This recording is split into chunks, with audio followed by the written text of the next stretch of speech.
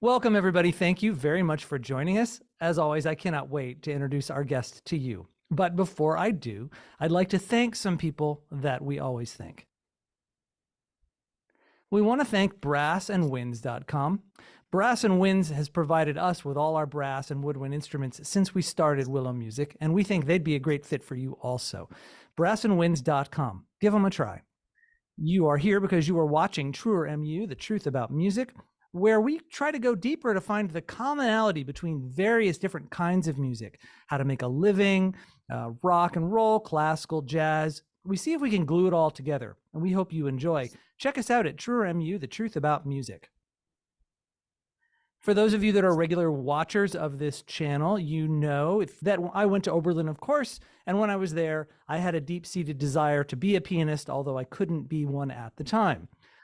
Here's another twist to that story. My senior year, I fell in unexpectedly with a pack of organists.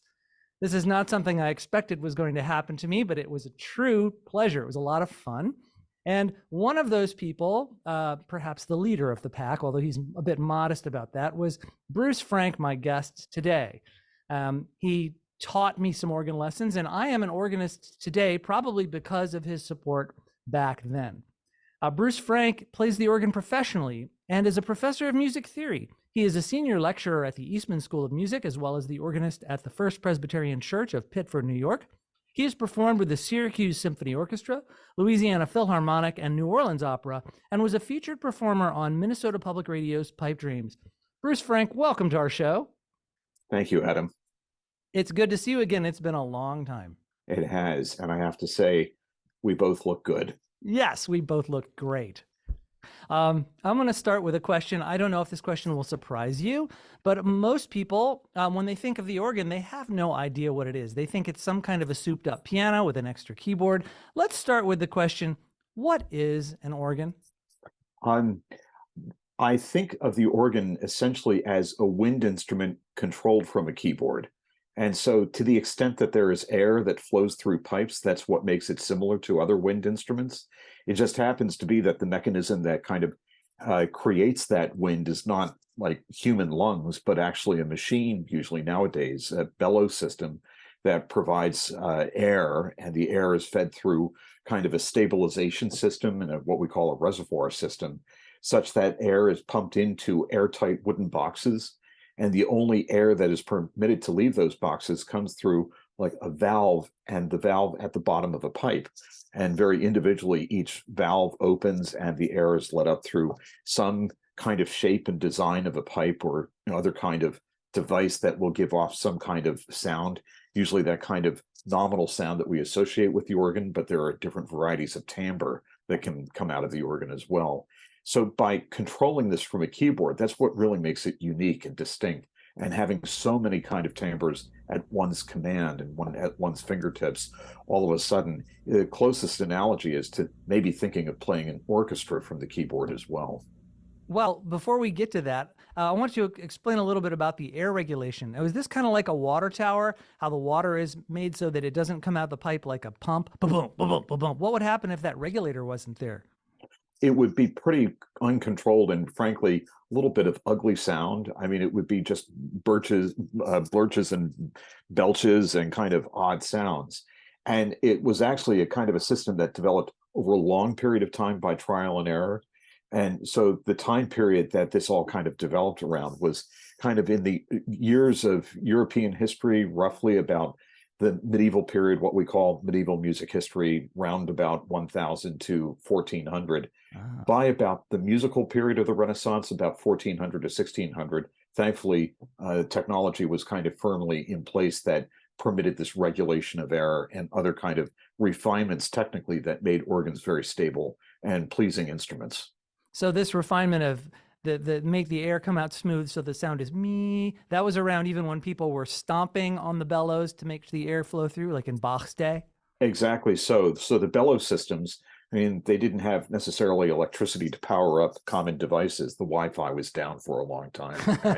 And so basically the providing of the wind was done not by people blowing into the pipes directly or this reservoir system, but actually kind of created by bellows similar to what might people might have with a fireplace at their home, kind of providing extra air, except these bellows were typically larger, so they could provide like industrial sized volumes of air.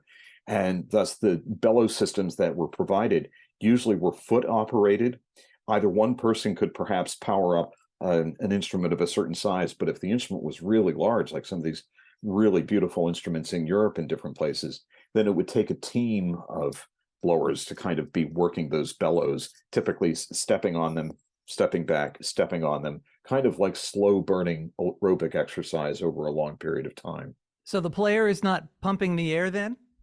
No, there are other instruments that permit the player to directly pump the instrument in a way, but such an instrument would be typically a harmonium. And if that's the case, then the player usually is engaged with the foot action to kind of pump the instrument, which permits them to play a keyboard, but not necessarily to play with their feet on the pedals, which is the other distinctive thing about the organ. Oh, yeah. And we'll get to that too in a minute. But first, you've brought up a very interesting thing now. Pianos have been around about 350 years, violins, maybe a couple centuries more. How long have we had organs? There are records of organ-like devices going back to ancient Greece and ancient Rome. So the kind of experiments with changing air pressure, as you were describing earlier, I believe there was a Greek-style instrument called the hydraulis, and the sound of it apparently was pretty scary. So this nature of kind of experimenting with how you kind of force air through closed systems, there were experiments as far back as that.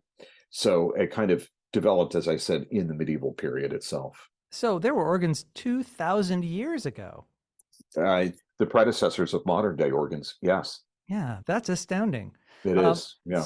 So let's get back to the differences between organs. There's first of all, there's a bunch of pedals on the ground. Some people don't notice them, but there they are. You actually play those. And I'm going to pretend like I don't know this, even though I do play the organ. Go ahead.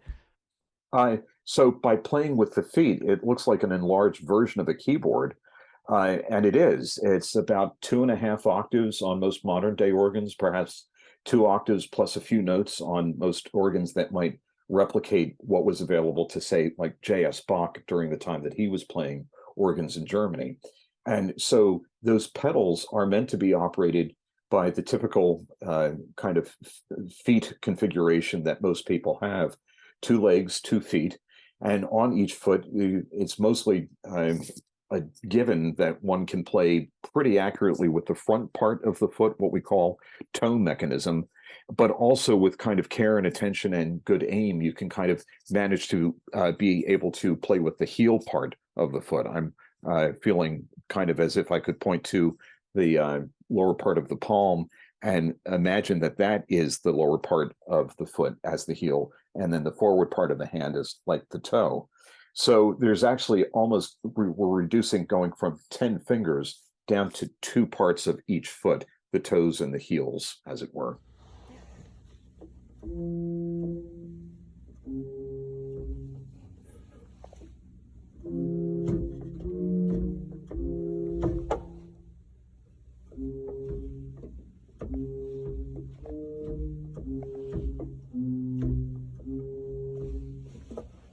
Okay. And why do we need to have the feet? I mean, and there's like usually 3 or 4 keyboards on some of these organs. What do we need the feet for? Historically, it depends on where you were in Europe. Certain organs in certain countries would not have as much of a pedal board, for example, as other organs in other countries. Historically, Germany was the place with the largest kind of range of pedal boards, the kind of most expansive pedal board sets, whereas other countries, organs, say, for example, in France or Italy or Spain, or even England, might have no pedal boards or reduced size pedal boards, as it were. The pedal served a different function. Most of the time, we associate playing the pedal with a bass line or low notes that would be controlled by pedal pipes. And because they are larger, those larger pedal pipes do produce a larger kind of deeper sound. It's analogous in an orchestra score where I could pinpoint like a line that's played by cellos, and I could know that those cellos are playing actually at pitch. I could match that pitch directly. But then if I see the line that's scored for the double basses are written in a typical place, but the sound is sounding down an octave. And that's very much kind of the pattern of what the pedals would typically play. Okay. So you mentioned that the organ is like an orchestra. I know this probably goes, well, maybe it goes over the head of some people. They hear all the sounds, but they don't really realize maybe that the organist is choosing. What's going on with all these sounds? So the variety of stops on an organ and the variety of sounds is really partly a result of experimentation over time with the design of pipes and kind of the formation of them. And there are kind of basic groupings of sound that are created on an organ, kind of families or ensembles of sound. The kind of basic organ sound that we may typify as the kind of generic sound, as it were, is normally created from pipes that are made of either wood or metal and that look rather cylindrical. They go up and down in a kind of rather straight line, a straight kind of measurement.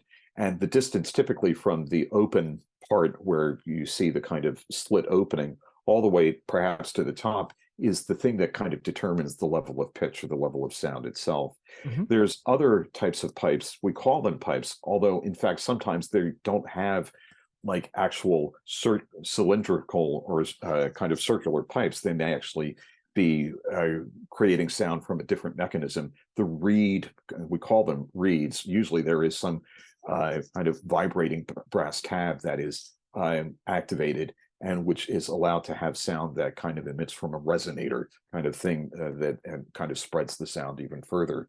And so these basic two qualities of sound, that organ kind of sound that we also often call foundational sound versus this reed kind of sound, is the basic kind of, how shall we say, the sound world upon which the organ rests, as it were.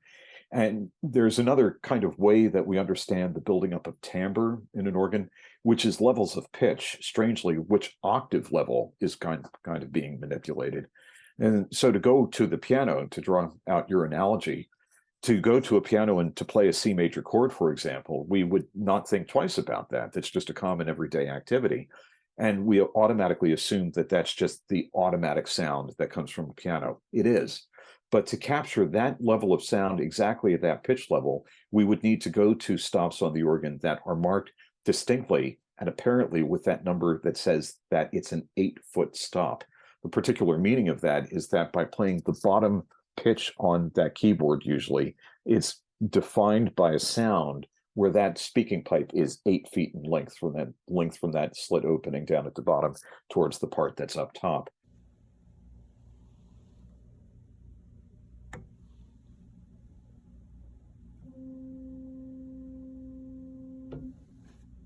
And so by seeing a different quality of numbers that are available to us, what may be possible is to imagine traversing different octaves of sound, literally not using just all that sound that's created by that 8-foot level of pitch, but imagining maybe what if we have just a bottom pipe that's half that length, like a 4-foot length of pipe, which would automatically mean that all of the notes coming from that pipe are being more or less an octave higher in their production of sound compared to what we had before.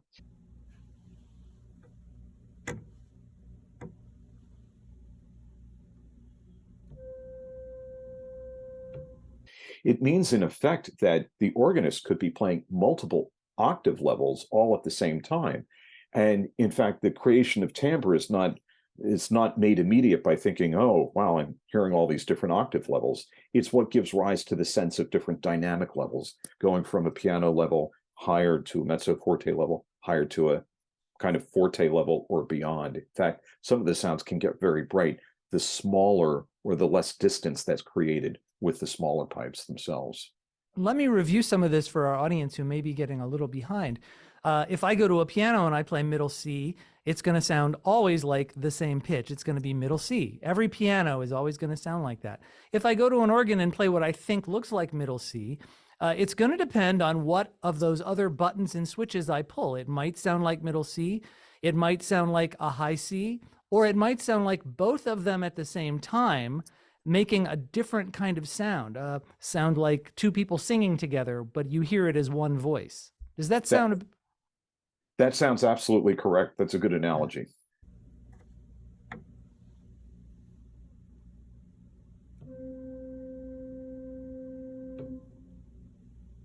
And there's even weirder sounds where maybe you'll push a middle C and it'll actually play a G.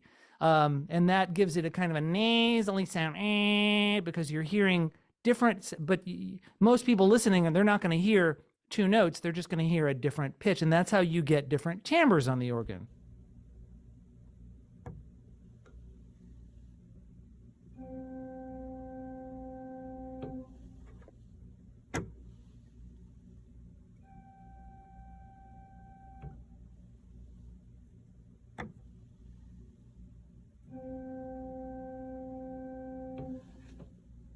Exactly. In effect, according to the principles of acoustics, what is being sounded is different parts of the overtone series. Mm-hmm. So what you mentioned a moment ago, it seems just the strangest kind of thing to imagine to a keyboard player, that if you're playing middle C, that any other note other than middle C should come out of the instrument. Well, that Right. does happen with that range of stops that we call, perhaps this is a fitting name, we call them mutation stops. And those are the stops that have fractional based names next to them, which indeed apply. I know the most current one that I can think immediately offhand is any kind of stop that's labeled as being 2 2/3 feet in length. I think what's a very odd number. Was that to pull that out and to play that bottom pipe again, it does mean that we're basically hearing a pipe that is 2 2/3 feet in length. That must be like 2 feet and about 8 inches. We're kind of describing it in fractional numbers, which is definitely not the pitch of C. And by kind of plotting out and matching where that fits within the overtone series, it happens to be basically like a perfect octave plus a perfect fifth above the kind of C that we imagine that we're actually playing. Now, which happens to sound like an oboe.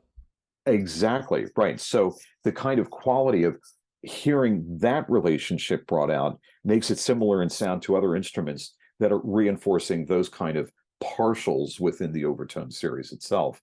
So I think the kind of knowledge that musicians had back in, for example, the medieval period and the Renaissance, as expressions of music theory in part, were kind of related to figuring out mathematical proportions into terms of describing different intervals of sound, and where that could come into play and where that could be made real was an organ. And so the numbering system that was given to those levels of partials within the overtone series, in fact, often provided names for different stops depending upon what country you were in, such as Italy during the Renaissance. So the organ essentially became a kind of a playground for acousticians. In a way, yes, in Yeah. a very rich manner, yes. Yeah, and organs are not standardized. Are any two organs the same? No, this is the analogy that I like to make with this, that organs are very much like people. No two people are alike. No two organs are alike, not even if they are nominally from the same manufacturer, and nominally if they're even supposed to be similar in terms of their design. They all take on a different character and a different type of sound over time. So it's very much the case that organs are kind of rather unique and idiosyncratic, far more than you might expect from, say, pianos in general. Well, yeah, I like to tell people, one of the drags about being a piano player is you don't get to pick your instrument. You play whatever you play, and you have to adjust to that instrument immediately once you get there. But that's nothing compared to the organ. How do you play an instrument if you don't even know what it's going to look like? A lot of practice and a lot of kind of traveling around, playing different instruments and trying out different things. Just the very experience of sitting at an instrument may give you the sensation that the height and distance of the keys are different from what you may have experienced, or that what you might feel is normally comfortable. Or, for example, in particular, the height and distance of the body as it sits in front of the pedals. Perhaps there might be a particular configuration of the pedals, for example, where the pedals might lie in a flat line, very similar to the surface of the keyboard, whereas other pedal boards are designed a little bit more ergonomically, kind of curving out as you go out towards the outer edges, which actually assists in being able to kind of play accurately the outer ranges of notes that one might find. So to be able to be competent at playing organ generally means being able to be flexible and play a variety of instruments, any instrument that one might actually find. That's without even taking into consideration what the stops are like on that organ, and what are the stops that speak well, what are the stops that are maybe a little bit out of tune. How do you kind of adjust for that? Well, it takes a little bit of experimentation. Yeah. And while we're on the subject, you know, of course, you're listening to the organ, and anyone who's listened to the organ probably recognizes that the sounds change over the course of the performance. No, you don't set all the sounds and then just play that. Organists delight in changing the sound as it goes, because you can't make an organ louder or softer by hitting it harder or less. So the only way you can have variety of the sound is to change those stops. But wait, how do you have time to do that? Aren't you busy playing the organ? How do you change the sounds while you're playing? Most of the time, organists are completely busy playing what's in front of them in terms of the music. So it is a pattern that, depending upon the length of piece, maybe there are no stop changes that actually go into a piece. So if it was a shorter piece, like a kind of brief 1 or 2 page chorale prelude by J.S. Bach, for example, I might expect not to have to change the stops or not want to change the stops, just to enjoy a particular quality of sound all the way through. And just to know that that characteristic sound that we hear for that time is kind of just a pure thing unto itself. Now, if there is the desire to change sounds, the options for doing this, there are options. Perhaps one can kind of use the multiple keyboard levels that are available on organs to define one layer of sound in one keyboard, a separate layer of sound in another keyboard, and either to go back and forth between the two, or maybe to provide a solo sound on one keyboard while providing an accompanimental sound against that other line in the other keyboard. In fact, the variety of sounds and timbres that are available on most organs perhaps are a result of this, seeking a variety of soloistic sounds overall. So if one is to try to change stops in the middle of a piece, either you have to find an appropriate place like a rest to reach over and change a stop or press a different button, or you may have to have assistants who are there at the ready, kind of a personal bodyguards. They look like Secret Service agents, and they're ready to kind of just manipulate the stops, usually marked in a score in a particular way. That's still done, that happens normally.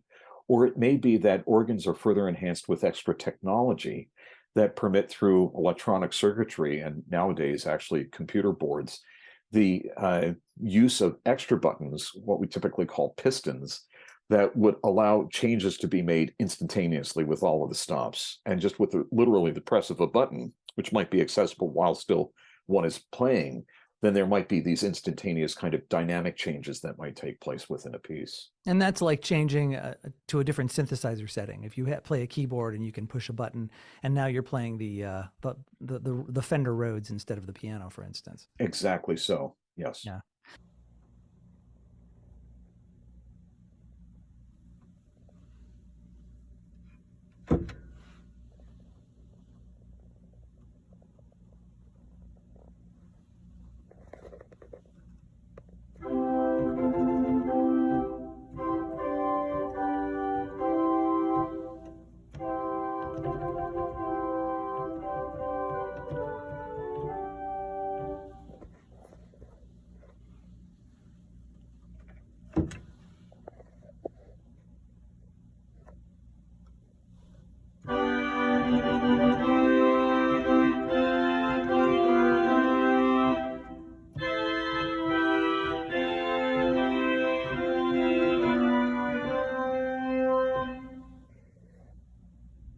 Well, you know, if you want to play the piano, you know, it's hard enough to get a piano, but you can. They used to sell portable organs for the home, like the Kimball organ, but even that can't prepare you for the job of organist. How do you take organ lessons? How do you do that if you want to learn to play the organ?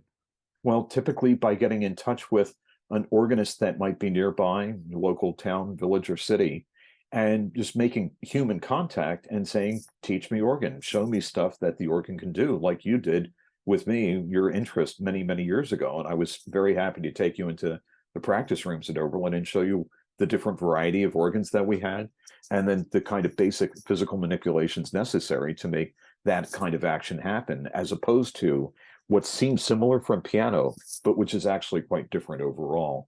So it's human contact that really makes it all possible, I think. Yeah. And you made me swear to do exactly what you told me before you took me in that practice room. I trust your memory on this. That would have sounded like me at the time. Yes. Yeah. Um, so how did you get started? I was a pianist first before I was an organist, although I knew about organs and organ music before I even played piano. So my history of playing the piano was that I started with piano lessons when I was 8 years old. And I grew up in a semi-musical household. My mother played piano, and she actually did play some organ when she was young. And she had a piano in the home. In fact, it was a dearly beloved piano, a gift to her from her father, the last gift that he gave her before he died. And so, with this piano in the house, that appeared in the house when I was 4 years old, I recall, and I started becoming more conscious of its presence because of watching my mother play. Well, I knew from that I had an interest in piano. My mother saw that, and she encouraged that interest, and then said at an appropriate moment, "Now let's launch you onto some lessons." That was the beginning of piano playing. At the same time that uh, I was becoming aware of the presence of the piano in the house. Every so often, she would play records. This is in the early 70s, and records on record players was the way of making sound, either that or listen to what was on the radio. And she had among her album set that she enjoyed listening to certain kind of albums of Bach organ music played by E. Power Biggs and separately by Albert Schweitzer, the great humanitarian. And in listening to those recordings with her, I became just aware of the great organ works of J.S. Bach. And I knew that I just had to experience that music, either by listening to it or eventually, with her invitation, considering maybe it would be possible to learn how to play the organ so I could play those works myself. So the kind of transition to organ occurred in a kind of roundabout way during my 8th grade year of pre-high school, and then in earnest during my freshman year of high school. So I consider my real organ learning days to be those high school years, grades 9 through 12, which put me in good enough stead that I was able to audition at Oberlin in both piano and organ and gained entrance initially as a joint piano and organ major. And that's how I kind of got started into playing the organ. I think most of the people at Oberlin were relatively oblivious to the organ program and didn't really know much about it other than that it was there. Will you talk about the organ program at Oberlin? Was it competitive, prestigious? It was both of those things. At the time, there were three and then eventually two organ professors there. My organ professor, Haskell Thompson, was a professor of long standing there. He was a graduate of Oberlin himself and went away to do a graduate degree at Yale, and then immediately came back still as a young person and started his long tenureship of being an organ professor at Oberlin. He was an organ professor there for a full 40 years, literally from 1962 all the way to 2002 when he retired.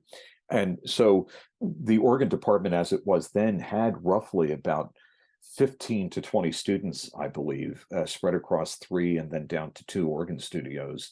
In its heyday, I think there were four organ studios at Oberlin, and each studio was completely filled with students, about 15 to 20 students. It was just a massive department.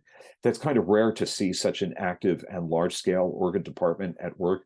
There are active organ departments still in various colleges and universities across the country and around the world. Oberlin's program was known for the quality of its instruction and the wonderful teachers there. Was also known for having a large number of organ instruments, pipe organs, on campus and of different varieties and styles and sounds and temperaments and tunings even, such that without really exaggerating, one could experience practically the full kind of gamut of organ experience across several hundred years just by walking across to different parts of campus, all within kind of like 2 square miles. Just amazing. Yeah, and this doesn't even count the churches that happened to be at Oberlin that had organs. This is all college sponsored. I remember you taking me into the practice rooms where there were hundreds of pianos, but also about a dozen of these, I think, Flentrop organs that took double.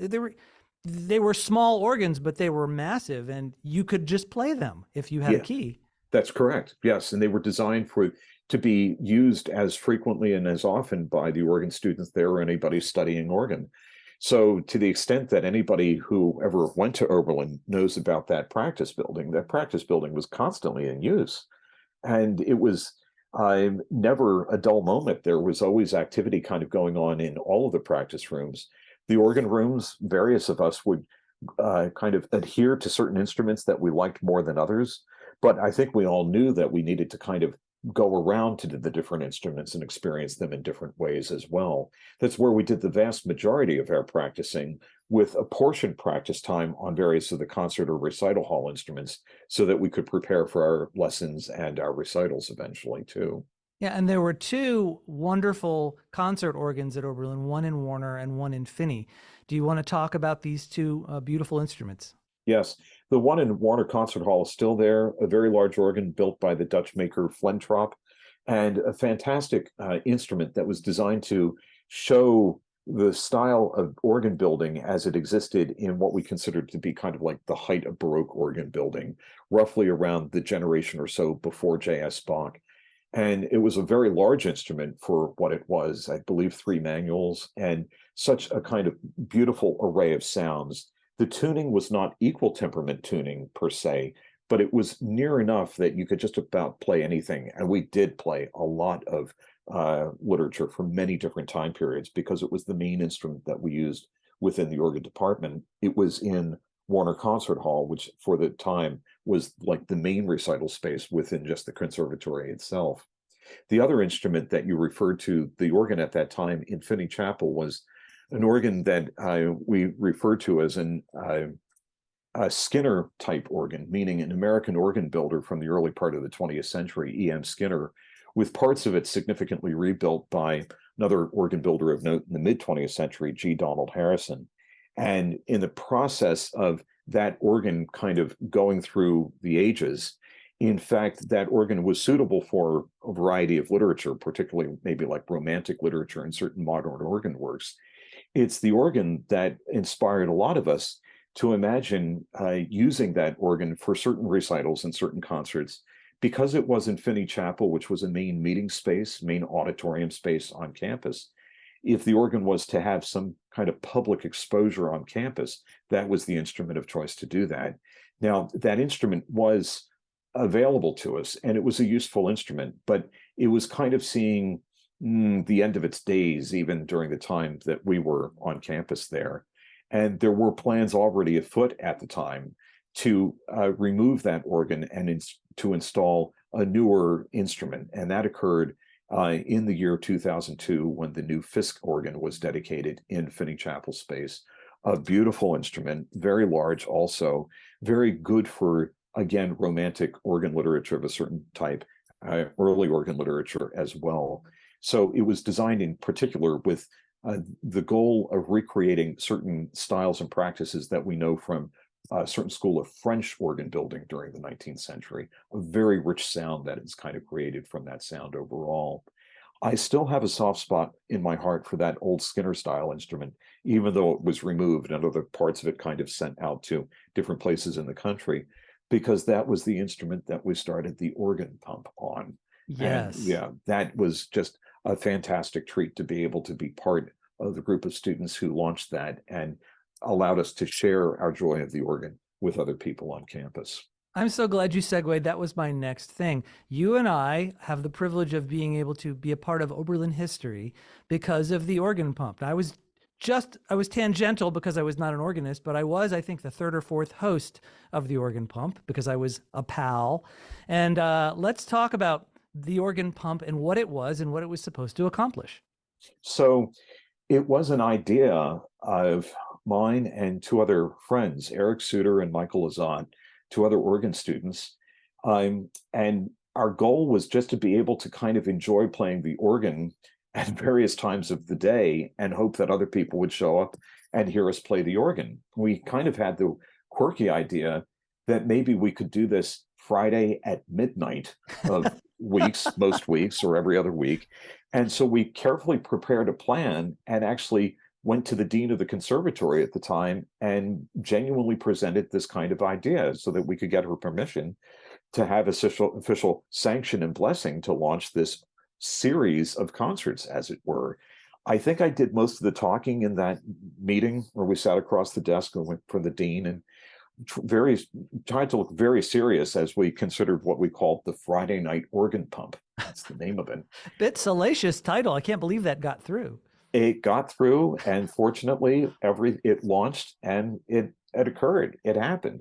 So it was a little bit of a small thing, but what I remember is that we knew that we could attract some people to come in. Physically, Finney Chapel sat catty corner to kind of the main student union building on campus, and at that basement level was the disco and the Rathskeller, and so places where people would be on a Friday night.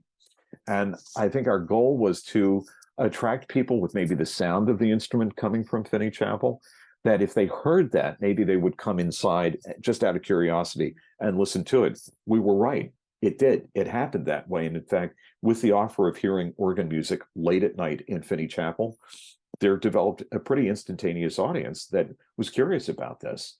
So it was the organ students in the department initially who put together our kind of repertoire. We compared what we were practicing and what we were doing, and we thought, how can we basically produce kind of like a student-led recital series, as it were, and keep it going for as long as possible? Well, sometimes our offerings were a little bit minimal, but that's okay. We were just genuinely glad to be there and to be hosting organ music in that space. Your good self, you kind of participated in this as well, and it was just wonderful to see the organ kind of gain some extra profile on campus this way. To my understanding, it's alive and well, and it just continues even nowadays. Not only alive and well, but being actively promoted as something Oberlin is proud of and wants, to bring people in. Yes, the organ pump has been going continuously for the last 30 years, and we started it. And I think that's just amazing. It benefited from the fact that Oberlin kind of closed down around midnight. You'd think, a college, you could stay out till 4. No, the Rat closed at about 11:45, and the disco closed around 12:15 or, 12:30. And so people they were coming out. They were bored. They had nothing to do, and they walked right by this. So when I hosted Rock Sterling Whiting's performance and got to MC, these concerts were typically about half hour long, and they had about 3 or 4 pieces. There must have been easily a couple of hundred people in there, and it was just like the third or fourth one. Exactly so. I think people were glad to have another opportunity to do something on campus late at night, and just the quirky aspect of it. So we were not necessarily concerned about safety, although I'm so glad that people followed rules and they were respectful of the space. What it was just a joyous opportunity to share music with each other. And we knew that we had good literature to play. We were practicing this stuff hours and hours and hours and hours every day. And we, the organ students in the department, we wanted to share it with people. We wanted to kind of let people know the joy of Bach, the joy of Dupre, the joy of César Franck, the joy of Mendelssohn, and to kind of experience contemporary music that way as well. Yeah, and the programs did have the range from Yes. early Baroque all the way to 20th century. Yeah, one of the memorable concerts that I remember that way. It took some convincing, but we finally convinced Haskell Thompson to come and give a concert on the Friday night organ pump. Now he politely demurred at first and kept saying to us, well, midnight is a little bit past my bedtime. I have deep sympathy for him in that statement right now. I totally feel for him. Yes. But at the time, we just kept warming him up to the idea of possibly playing something. And we tempted him with the idea of playing a certain set of Messiaen organ pieces by Olivier Messiaen, that he was kind of famous for playing because he had played these pieces in front of Messiaen himself, where Messiaen said, good job, you're doing justice to these pieces. So we said to him, Mr. Thompson, please play your Pentecost Mass, play the Messiaen, play the Pentecost Mass. And it was a perfect fit. That is Messiaen's music of that time period from the late 1940s and the late 1950s. That's the time period that Messiaen was experimenting with composition. He was very firmly established already in his beautiful style as it was.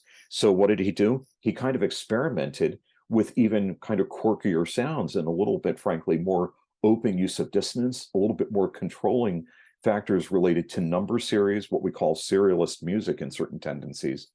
And the ability to kind of feature that, I mean, it's music that needs to be appreciated on its own. It's not something that can be compared to popular music, for example. But once hearing it, and once hearing it in kind of an open space like that, it takes on a beauty and a truth of all of its own.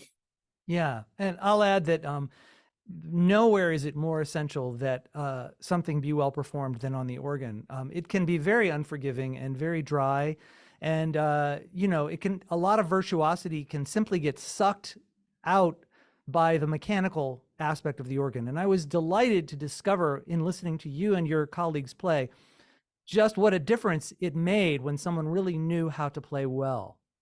Thank you.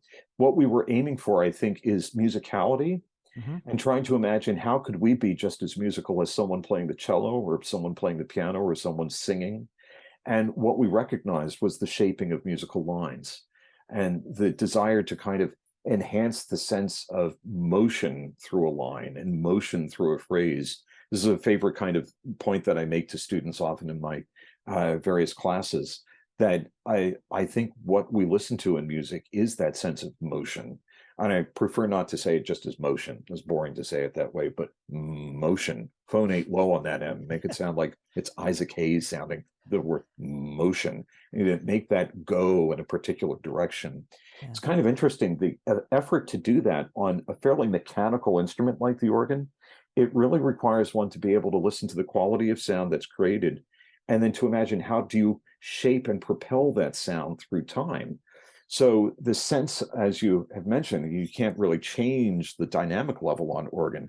What we can affect is a set of agogic accents and kind of variance and nuance of timing that permits the sense of energy that might come about in music. Also, what's available for us to manipulate and control is the sense of articulation. This is a major resource that organists perhaps don't use enough, but which they aim to do over time, to vary their articulation and create literally a timbral difference with the variety of articulation that they explore. You've just thrown a whole lot of big 5-syllable words at the audience, and I want to be sure they understand. Supposing you had a robot voice and it was going to say to be or not to be or not to be. You're talking about manipulating. If you want that robot to have any expression at all, you can't make the robot sound more human, but you can change the timing to be or not to be. You can make active decisions about how the robot will speak, when it will slow down. Perhaps you can add some timbre mechanically to the robot. These things, they sound mechanical and, even like you're cheating, but the effect, if they're done right, is magical. And you actually hear life being breathed into something that shouldn't be. Exactly so. And I think the approach on playing the organ often has been to kind of recreate as closely as possible either the quality of the human voice or the quality of instruments necessarily, which are more organically kind of played directly from a human, perhaps a human, they're playing with a bow, or a human kind of blowing the air into the instrument itself directly. Even pianists, when they play, have a great variety of nuance that we're talking about here, because there's an infinite number of ways to kind of play a note. I don't even want to necessarily say striking a key, because that would seem like there's just only one way of hitting a note on the piano, and yet that's not, in truth, how we play keys on the piano. There's a very different nuances of touch and kind of control and precision with the speed with which we strike a key or play a key. And then the quality of sound and the variety of sound, even the kind of nuanced effect of like what part of the finger or what angle the finger is coming at in terms of being able to play the piano. So the experience of kind of creating varieties of sound and expression on the organ, they're all related to this. Yes. Yeah. But I think it's valuable for a pianist to study the organ for this reason, because when you take away 9/10 of a pianist's tricks, then they are forced to think of other ways to express beauty through the instrument. And even if they don't want to play the organ full time, it's interesting for them to have, basically have their hands tied behind their backs. Well, one of the effects of this, I'm glad you mentioned that, there would be every so often that I would be sought after from pianists to take them into the organ room so that they could experiment with playing various of their piano pieces on the organ, because maybe their teacher wanted them to be able to experience what it would be like for them to have to do the standard kind of touch or technique of playing in a very connected manner. Well, all right, bag of tricks, as you mentioned, for pianists. How many times do pianists typically rely, maybe over rely, on using the pedal on the piano to help them with that smooth legato connection on the piano? Mhm. Well, interesting. What if there is no kind of connecting mechanism to kind of connect the sound? What if someone has to kind of provide that connection all just with the touch itself? This is a major resource that organists have and that they control. So what organists have been trained for generations to do is play with an enhanced legato touch, more legato touch than what you might find necessary to use on the piano itself.